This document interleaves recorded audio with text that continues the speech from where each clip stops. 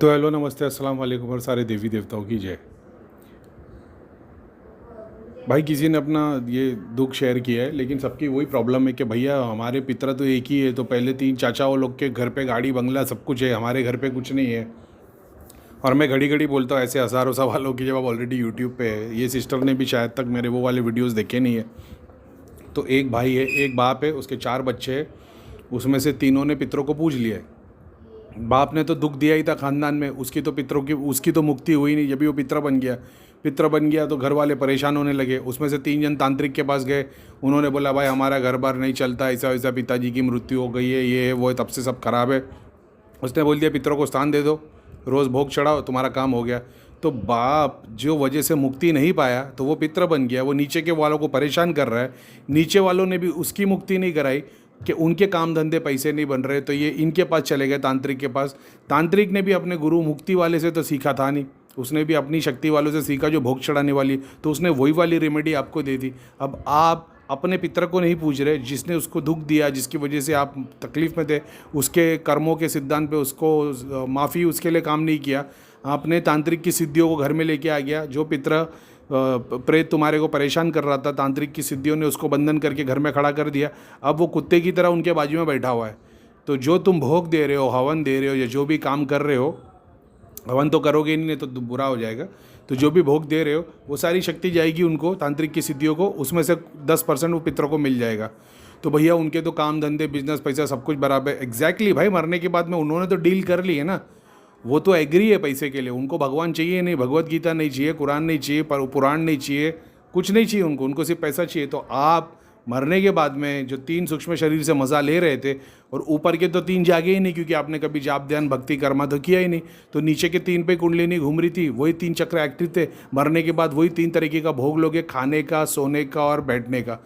तो उसी घर में बैठे रह जाओगे मूलाधार की तरह, गणेशा की तरह बगैर, क्योंकि तुम गणेश नहीं हो लेकिन उसका नेगेटिव तत्व हो, तो कुछ दे नहीं पाओगे, बस आलसी लोग की तरह बैठे रहोगे। और फिर वो तुमको भोग चढ़ाएंगे और वो फिर तुम्हारी माता बहनों के अंदर वो अंश लेंगे। तो फिर जब इनकी फैमिली में जाके चेक करोगे तो सबको वही सारे सिम्टम्स रहेंगे। तो भाई अमीर होना, भाई राम और रावण से बड़ा कोई एग्जाम्पल नहीं। अमीर होना, पैसे वाला होना, कोई ये प्रूफ नहीं है कि भगवान के बंदे हैं। तो क्या सारे अमीर शैतान की पूजा कर रहे हैं? बिल्कुल भी नहीं। मटेरियल बेनिफिट के लिए तुम क्या कर रहे हो? भगवान ने तुम्हारे लिए नियत कानून तय करके रखा है, तो तुम वो पैसा कमा रहे हो तो खुद के लिए गाड़ी बंगला ले रहे हो कि 10 मंदिर और दरगाहों में, मस्जिदों में डोनेट कर रहे हो, स्कूल के बच्चों को पढ़ा रहे हो? वो इंपॉर्टेंट है ना कर्मा के तौर पे। तो आप जब भी अपने आप को कंपेयर करोगे कि नहीं भाई उनको तो मिल रहा है, तो फिर कोई बात नहीं। अपने घर में क्यों पितरों की फ़ोटो? चार शैतान की फ़ोटो ला के लगा दो, एक ही लगा दो। और इनफैक्ट शैतान को तो फ़ोटो की भी ज़रूरत नहीं है। भोग चढ़ाना शुरू कर दो, घर में एक स्थान बनाओ, 7 फ्लेवर के भोग चढ़ाओ। और ज़्यादा चाहिए तुमको, तामसिक में भी पैसा चाहिए तो नॉनवेज भी चढ़ा दो, फिर दारू भी चढ़ा दो। चारों तरफ से इतना पैसा आएगा, तो इसका मतलब ये नहीं पैसा आएगा तो तुम्हारे को शांति मिल जाएगी, नहीं, फिर और ज़्यादा काम बढ़ जाएगा, और ज़्यादा टेंशन बढ़ जाएगी। शक्तियाँ तो तुम्हारे को रॉकेट की स्पीड से दौड़ाएगी भाई। तो वही कर लो फिर, वो तो सबसे बेस्ट है भाई। क्यों जाप ध्यान 6-6 घंटा करीम भाई की तरह ध्यान जाप कर रहे हो, लोगों का इलाज कर रहे हो, हज़ारों लोगों को जवाब दे रहे हो? ये तो सबसे बेस्ट है। किसी को नहीं पूछना, अपने घर का मंदिर बनाना, उसमें भोग चढ़ाते जाना है, बस काम करते जाओ। अब वो भोगी जब तुम्हारे घर में शरीर में तकलीफ देना चालू करेंगे तो फिर क्यों? क्योंकि तुम जो शक्तियों को पूज रहे हो उसमें से बहुत सारी तामसिक है, जो लड्डू पेड़े नहीं खाती, तो वो शरीर का भोग लेगी, तो मांस खाएगी, तो तुम्हारे को दर्द होगा, तो फिर मंदिर में मांस भी चढ़ाना शुरू कर देना। फिर उसमें भी टाइप आएगी कि वो मांस चाहिए उनको, कि नल्ली चाहिए, कि हड्डी चाहिए, तो वो भी चढ़ा देना। और फिर वो खाने के बाद में उनको दिमाग को उन लोग टेंशन देंगे, तो ताकत तो बहुत मिलेगी लेकिन दिमाग को सुकून नहीं मिलेगा, तो उनको शराब भी चढ़ा देना जिससे उनको टाइम में शांति मिले। तो फिर 24 घंटे शराब चढ़ी हुई रहेगी, तो तुम्हारे को भी एकदम मस्त, एकदम ब्लिस में रहोगे। और क्या चाहिए? तो सबसे बेस्ट है भाई, इसी को फॉलो कर लो। आज मैं हज़ारों लोगों के घर देखता हूँ, इतने सारे लोग जो ग्रुप मेंबर है, जो लोग लोगों के घर और हीलिंग और रेकी और इलाज और नेगेटिविटी का इलाज करते हैं, जब ये कोऑर्डिनेट करते हैं, इनका वही है कि करीम भाई आज की डेट में जिनका भी घर देखो, तो आज उनके घर के मंदिर को देखते हैं या उनके घर को देखते हैं, तो हम देखते हैं कि भाई इसमें भगवान वाला अंश तो 2% भी नहीं है। कौन से किसी गुरु का दिया हुआ यंत्र है, किसी गुरु की दी हुई शक्ति है, उनके पावर के देख रहे। और ये तो वो जिनकी दृष्टि खुली है, तो ये उनके घर के मंदिर देख के नहीं बता रहे कि तुमने ये कहाँ से लाया, वो बता रहे तुम्हारे घर में यही ये एनर्जी है, काली माता की 3 स्ट्रॉन्ग एनर्जी है, तो बता रहे हाँ वो 3 तरीके का ताबीज़ है, एक गेट पे लगा, एक मंदिर पे लगा है।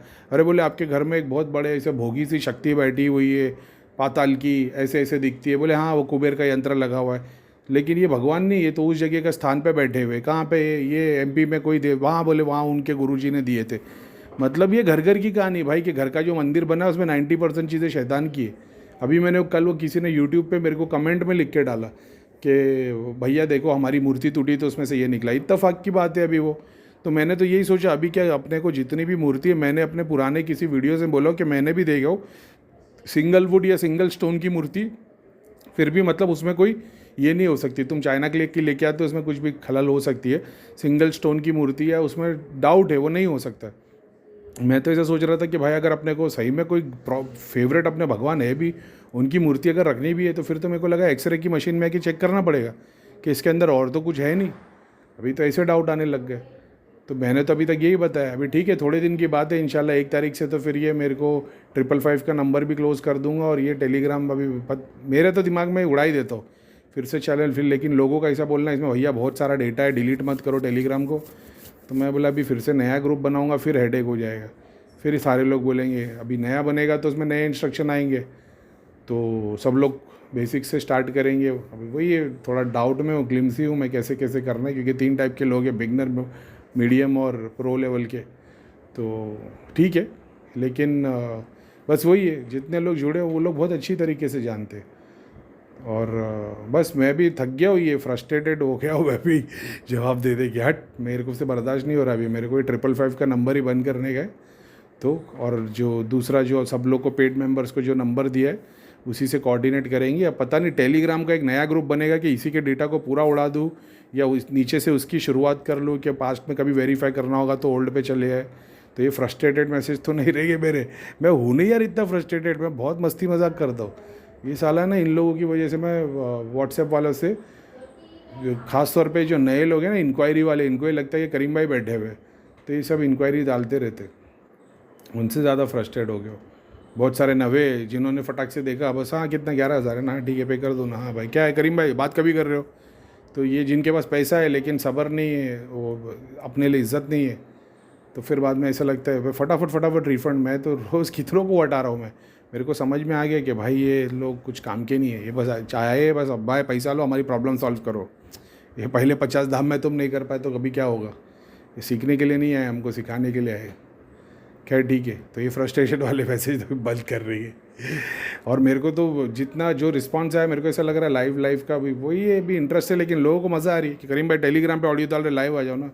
तो लाइव के लिए कैमरा वैमरा सेटअप, मेरे बच्चे उनको पता चलता है रिकॉर्डिंग चालू है। अभी वो छोटी थी तो देखो नहीं पुराने सारे वीडियो में वो दरवाज़ा ठोकती उसकी आवाज़ आती है, वो उठ जाती थी तो मैं रिकॉर्डिंग बंद कर देता था, सोती थी तो रिकॉर्ड करता था। ठीक है अभी कुछ करेंगे, मेरे बहुत दिमाग में है अभी इसके ऊपर काम करने का। तो खैर ठीक है, जब तक ये व्हाट्सएप बंद नहीं होगा ना तब तक मैं आगे नहीं बढ़ पाऊँगा, मेरे को इतना समझ में आ गया है। तो ये जब तक मैं व्हाट्सएप बंद नहीं करूँगा आगे नहीं बढ़ पाऊँगा। तो मेरा फुल प्लान है 1 तारीख के बाद से इसको मेरे को उड़ा देने का है। देखते फिर क्या रिस्पॉन्स आता है। ठीक है।